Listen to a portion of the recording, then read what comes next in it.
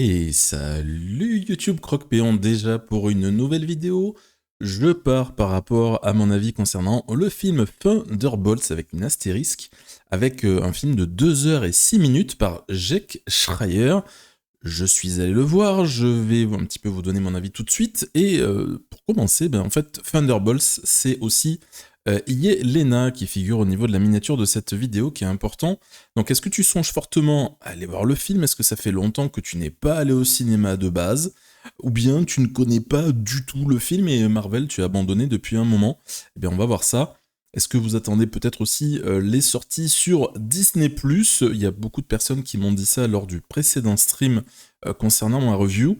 Alors j'ai mis en hype radar le film, c'est-à-dire que est-ce que j'en ai eu pour mes attentes? Est-ce que j'ai été influencé à tort ou est-ce qu'au contraire, je trouve que le film le mérite? Donc je vous dis tout ça. Alors déjà, la fréquentation dans les salles, c'est assez calme en ce moment globalement. Je parle pas que de ma salle. Globalement, si vous le demandez à quelqu'un qui travaille dans un cinéma, il va vous dire que ils sont en train d'attendre Lilo et Stitch et qu'ils sont en train d'attendre ces films qui vont sortir à ce moment-là pour les enfants. Il n'y a pas tellement de hype par rapport au film en cours. Il faut savoir que moi j'étais dans une salle où on était 20, donc le film a démarré à 14h le premier mercredi de la release, donc on avait plus de la moitié de la salle qui était vide, et j'ai pu m'installer à peu près où je voulais, sans réservation. Donc déjà par rapport au contexte, on voit très bien que quand il y a un bon film qui sort au cinéma, ou même quand il y en a un qui est décevant parce qu'il y a trop de pubs, ça n'a pas forcément d'impact par rapport à la quantité de personnes présentes. Il faut aussi que je vous rappelle le casting. Nous avons David Harbour qui est également présent dans Stranger Things. Rappelez-vous, il s'agit de Jim Hopper qui a son alter ego au niveau du Palma Show. Mais en tout cas, au niveau du casting, il reprend le rôle du Red Guardian qu'il avait déjà enfilé notamment au niveau de Black Widow. Nous avons également Wyatt Russell qui reprend le rôle de John Walker, c'est-à-dire US Agent.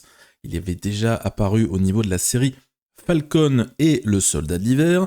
Nous avons également Florence Pugh, la Yelena appelée Black Widow. Moi j'ai plutôt tendance à l'appeler White Widow au niveau des tenues, au niveau du film Black Widow justement. C'est un petit peu compliqué tout ça, mais en tout cas pour moi c'est la Nicky Larson en fait de Thunderbolts astérisque, tout simplement. On a vraiment quelqu'un qui est entraîné pour se défendre et pour faire des victimes. C'est vraiment le but depuis son plus jeune âge. Et Nicky Larson, c'était clairement ça. Il était embrigadé depuis tout jeune pour devenir ce qu'il est devenu. Alors nous avons également Anna John Kamen, qui reprend le rôle de Avastar, alias Ghost. Alors c'était au niveau de sa première apparition, au niveau de Ant-Man et la Guêpe. C'était 2018, ça ne nous rajeunit pas, c'était il y a 7 ans déjà. Et en ce qui me concerne, j'ai vraiment voulu vous faire cette vidéo déjà par rapport aux réactions que j'ai eues au niveau de ma communauté, au niveau de Twitch. Ce que je peux vous dire, c'est que Marvel, c'est pas foufou au niveau des séries Disney+ depuis 2021. Alors, moi j'en ai vu pas mal, j'ai la chance quand même de pouvoir, même si je peux pas garder mes abonnements tout le temps, mais j'ai quand même la chance d'avoir vu beaucoup de séries Disney+, avec notamment Loki, ces choses comme ça. Pour moi, c'est pas foufou. Donc, ceci dit, côté film, eh bien, c'est le contraire. C'est-à-dire qu'on arrive sur des films qui sont très critiqués, parfois qui se font trash talk, osons le dire. Eh bien, en ce qui me concerne mes goûts, moi j'ai aimé Doctor Strange 2, j'ai aimé le Captain America New World Order, je crois, ou New Order, le tout dernier qui vient de sortir avec Sam Wilson, d'autant plus que j'étais déjà fan du personnage de Captain America qui reprend le flambeau, et c'est très bien expliqué, notamment au niveau des séries Disney+, donc c'est ça qui fait que il y a 3 ans, j'étais pas forcément quelqu'un qui connaissait plus de la moitié des Supes au niveau de Marvel. Maintenant, ça va, il y en a pas mal que j'arrive à découvrir entre les jeux vidéo qu'on a, notamment l'excellent Marvel Rivals, mais nous avons quand même beaucoup de chance globalement. Alors, je pensais que les fans avaient décroché avec Thanos, c'est-à-dire que tout l'arc au niveau de Thanos, au niveau des films, avait laissé sur le carreau certaines personnes, mais apparemment non. M'a confirmé que certains, c'était bien avant. Donc il y a vraiment un moment donné où il y a eu une décroche pour une raison ou une autre. Certains préfèrent les films où il y a un personnage qui est mise en avant et des choses comme ça. Je me rappelle notamment les films avec Batman. Dès que vous avez Robin qui apparaît dans un film Batman, en général, ça a tendance à tout faire dégringoler, voire le personnage apparaît beaucoup trop tard. Donc là, bon, on va voir un petit peu ce qu'il en est tout de suite. Alors, il faut savoir que se motiver d'aller au cinéma depuis 2020, c'est un peu compliqué pour tout le monde, mais pour moi aussi, parce qu'effectivement, on a perdu un peu l'habitude, on est resté chez soi, on a l'habitude d'avoir des abonnements, j'en parlais à l'instant. Donc, le fait de se motiver au cinéma, moi j'ai la chance d'aller voir 3 films. J'ai pas forcément les moyens de faire plus, mais je suis allé voir 3 films depuis l'année dernière, depuis l'été 2024. Et la bande-annonce m'avait plu. Mais plus vraiment, vous savez, dans un sens en fait où vous avez pas forcément envie de revoir la bande-annonce, vous avez pas envie de vous spoil, vous avez pas envie de voir ce qui traîne sur internet, vous avez pas envie de voir Marvel qui vous dévoile une nouvelle bande-annonce tous les 2 jours. J'ai regardé la première et je me suis dit, ça me plaît tellement. En fait, j'avais mon instinct qui me titillait, qui me hurlait d'y aller day one. C'est ce que j'ai fait, parce que je vous ai parlé du mercredi. Donc, je me suis quand même dit comment faire une review avec zéro spoil, parce que je vous confirme que durant cette vidéo, vous n'en aurez pas de ma part, j'en ai pas donné non plus lors du stream sur Twitch. Donc là, ce qu'il faut savoir, c'est que sur Allociné, maintenant, avec le recul, on voit que le film, il y a 4 étoiles. On voit que sur le site Rotten Tomato, qui a une très très bonne référence anglophone par rapport au film en général, le Popcorn Meter. Alors qu'est-ce que c'est que le Popcorn Meter ? C'est les avis du public, c'est pas les avis presse. On est à 94% avec une mention attention, c'est chaud, quoi. C'est vraiment le cas, donc ça peut être sympa. Il y a aussi dans ce film, toujours sans dire mon avis, mais je vais vous en parler dans 2 minutes, il y a des annonces, il y a des révélations, c'est-à-dire que malgré le fait que vous ayez pu vous spoiler, avoir des informations de ci, de là, sur le net, et Dieu sait qu'il faut éviter les informations sur Twitter en ce moment, parce que les spoils, il y a très très peu. Thunderbolt y a un peu échappé par rapport à d'autres choses, mais il y a eu des séries pour lesquelles j'ai vraiment vu des spoils assez monstrueux.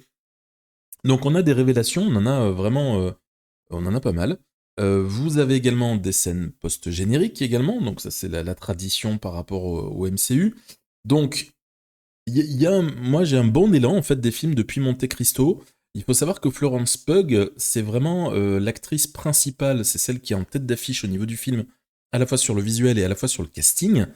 Il faut savoir que j'étais curieux, puisque, encore une fois, c'est un personnage qui n'est pas forcément un personnage qui m'intéressait au niveau de Black Widow, le film, que vous avez toujours de disponible sur Disney+, d'ailleurs, si vous avez la curiosité d'aller le voir. Donc, je me suis dit, est-ce qu'il y a des gens qui vraiment pourraient aller au cinéma sur un coup de tête comme moi, en famille ? Bon, la réponse, on l'a eu très très vite en communauté, je vous détaillerai ça en fin de vidéo, mais moi, j'aurais pu avoir, si j'étais resté sur le même cinéma, en réservation, 22 € la place de cinéma simplement pour avoir un siège 4DX. Non merci, je passe, j'ai déjà donné.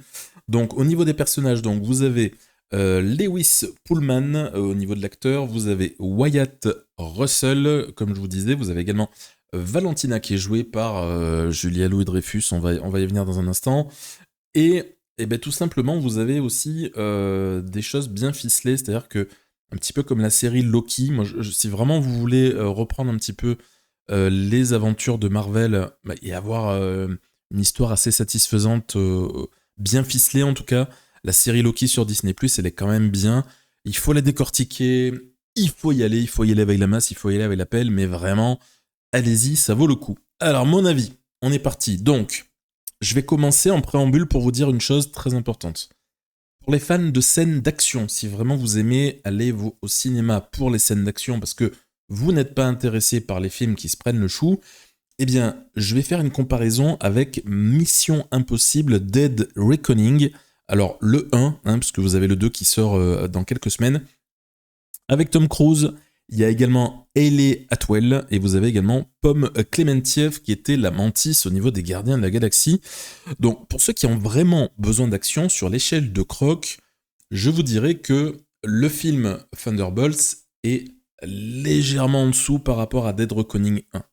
Donc il faudrait vraiment que vous soyez en mode que vous voulez à tout prix avoir la même quantité d'action que ce film-là, ou plus. Donc, si vraiment vous n'êtes pas dans ce cas-là, peut-être que le film ne sera pas, par rapport à vos attentes, satisfaisant. En revanche, je voudrais vous dire là, dans cette vidéo, quelque chose de très important YouTube. Mettez-le au niveau de votre radar. Juste, en fait, moi, le fait d'avoir fait ce stream et de vous véhiculer aujourd'hui au niveau de cette vidéo hors ligne, de vous parler de cette œuvre cinéma, ça me procure des émotions. C'est-à-dire que on est sur des personnages qui m'ont marqué au niveau de ce film. C'est-à-dire que c'est pas simplement par rapport à leurs séries qui ont été nombreuses pour certains. Je pense notamment à Sebastian Stan qui joue le soldat de l'hiver, le Winter Soldier, Bucky. Moi, j'ai vraiment des émotions par rapport au personnage. La façon dont ça a été écrit, ça me parle. Et notamment, je vais parler de Hannah John Kamen qui joue le rôle de Ghost. Ghost, c'est un perso que j'aime beaucoup. Je l'avais déjà apprécié. Je le trouvais stylé. Je le trouve stylé sur le papier. Je le trouve stylé par l'incarnation dans les films depuis Ant-Man. Au niveau de ce personnage-là, on a éventuellement beaucoup plus d'actrices féminines dans ce film, parce que sur l'équipe principale, on va dire ça comme ça, pour que je vous spoil de rien, on a 5 femmes sur 8 castes, donc c'est vraiment bien. Et nous avons également la vie intérieure des personnages. Ça, c'est quelque chose qui est vraiment bien quand on fait des scénarios, c'est-à-dire qu'on apprend leur quête, pour faire un petit peu l'analogie par rapport aux jeux vidéo.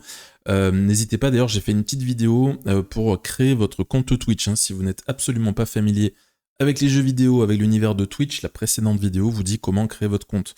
Mais en tout cas, ce qui fait bouger les personnages, c'est qu'en fait, ils ont...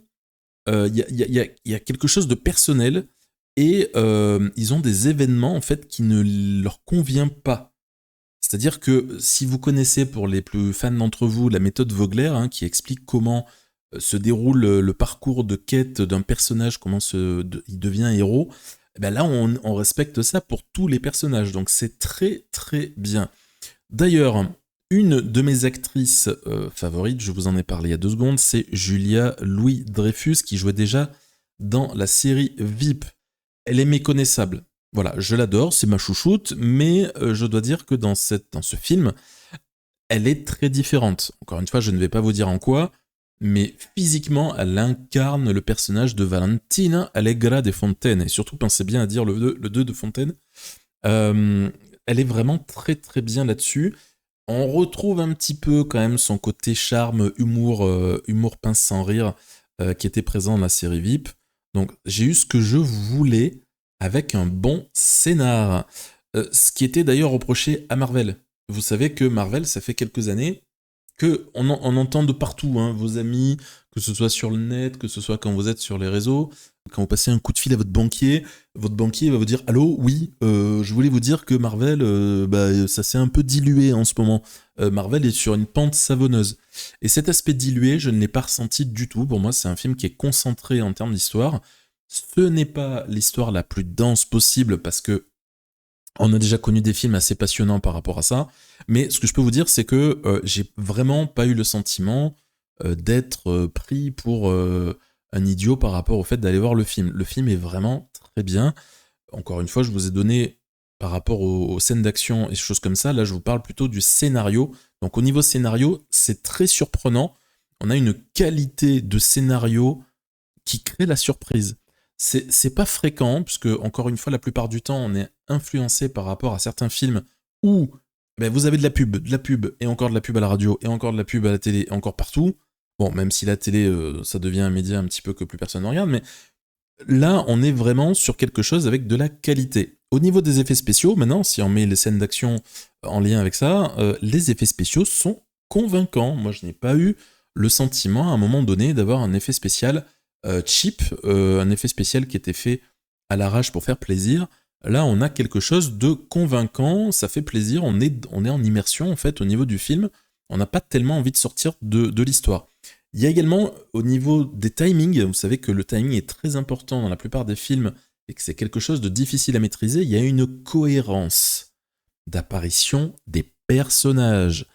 Quand j'ai vu les personnages apparaître dans l'ordre dans lequel ils sont apparus et de la façon dont ils sont apparus, en fait j'ai aimé ça. J'ai aimé tous les personnages, en particulier l'un d'eux, mais je pourrais pas vous dire lequel aujourd'hui.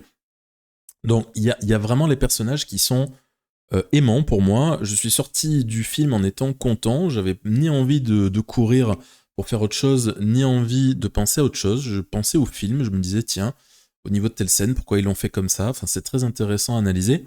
Et je voudrais d'ailleurs faire une mention absolument incroyable à Wyatt Russell, qui est US Agent, vous savez, ce Captain America un petit peu rebelle qu'on avait découvert dans la série Falcon et le Soldat d'hiver.